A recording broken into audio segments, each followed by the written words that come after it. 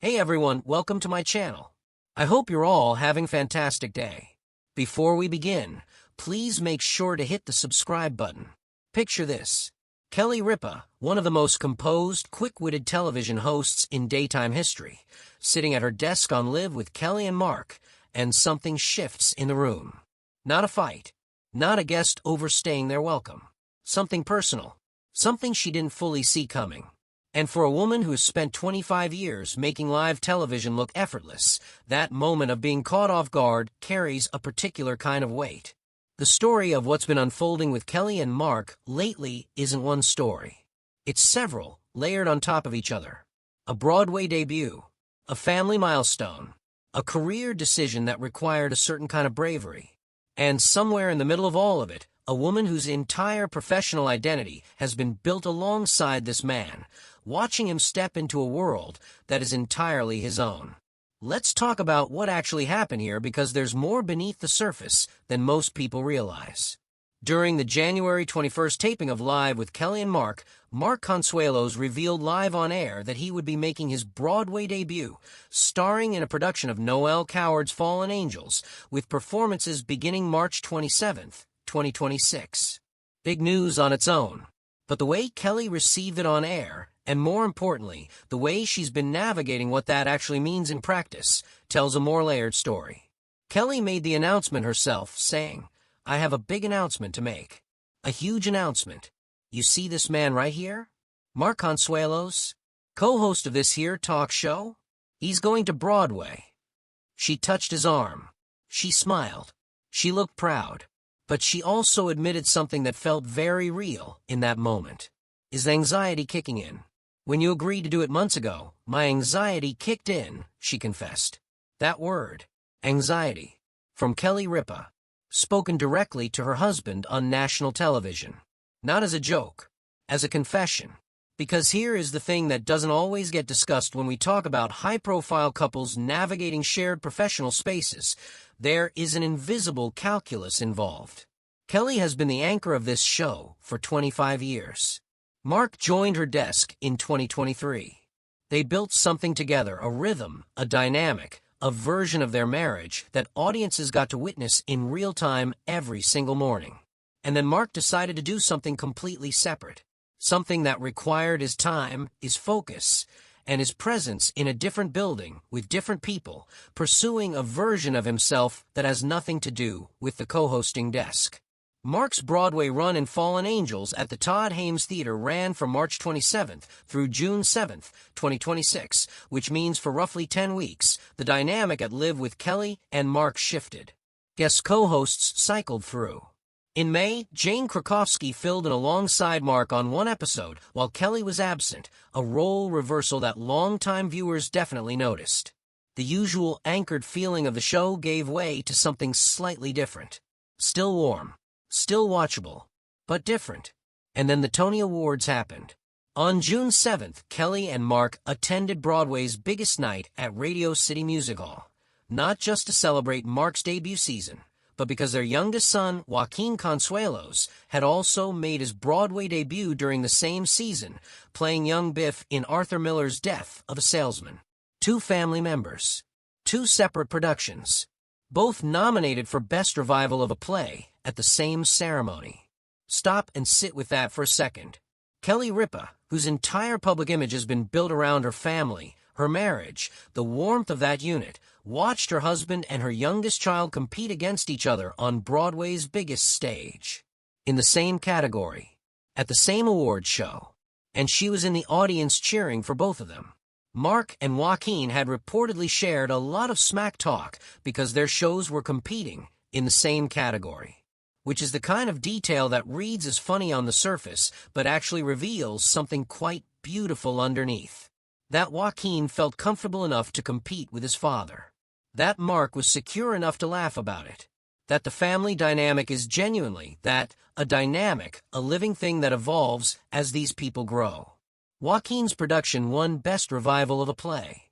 Death of a Salesman beat Fallen Angels in the category. Mark's son beat Mark.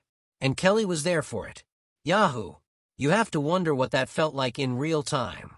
Pride and heartbreak and joy and something bittersweet probably all at once. Because that is what parenting actually looks like, and this family didn't hide it. They went to the ceremony together. They walked the red carpet. They let the audience into a genuinely complicated emotional moment, dressed up as a celebration. Now here is where things get even more interesting, because this Broadway chapter doesn't exist in isolation. Kelly and Mark have also been expanding their production footprint, serving as executive producers on a new Hulu docuseries called Squatters. Get the F*** out of my house, which dropped in early June. The 6-part series, produced through their Melojo production company and ABC News Studios, follows homeowners trying to legally reclaim their properties from squatters across cases in Queens, Malibu, and Newark. So the picture becomes clearer. These are two people who are not simply resting on the comfortable success of their morning show. They are individually evolving, separately challenging themselves. Mark, after decades of television work, soap operas, network dramas, the co-hosting desk, went and did the thing that genuinely scared him, in front of a live theater audience, 8 shows a week, with no second take. And Kelly, who has always been the creative engine behind so much of what they do together, is moving into producing with the same energy she brought to being on screen. Earlier this year, in February, Kelly celebrated her 25th anniversary on Live, and their son Michael appeared on set, surprising her with flowers and a video package of family highlights, from her on-air pregnancy announcements to their first years as parents, all the way through to Mark becoming her permanent co-host in 2023. 25 years. A milestone that doesn't belong just to Kelly, but to the entire television audience that's grown up with her, gone through their own life stages alongside her. And then there was Mark's birthday episode in March, where Kelly arranged for a video of their dog Lena to wish him a happy birthday, and Mark, to the absolute delight of the audience and Kelly herself, got visibly emotional. "Ah, Lena, that is so sweet," he said before Kelly noticed the tears and erupted laughing. "Is it weird that I got emotional? I got emotional. Who am I? What's happened to me?"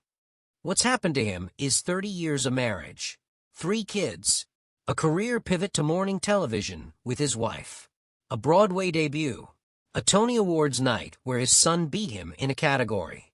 That's what's happened to him. And somehow, the dog video is what broke him.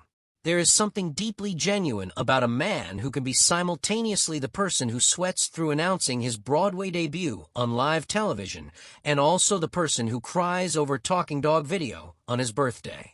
It's not a brand strategy. It's just who he is. And it's exactly why viewers have accepted him so fully into that co-hosting seat, because he never pretended to be comfortable when he wasn't, and he never pretended not to feel things when he did. The question that's growing quietly in the background of all of this is what comes next.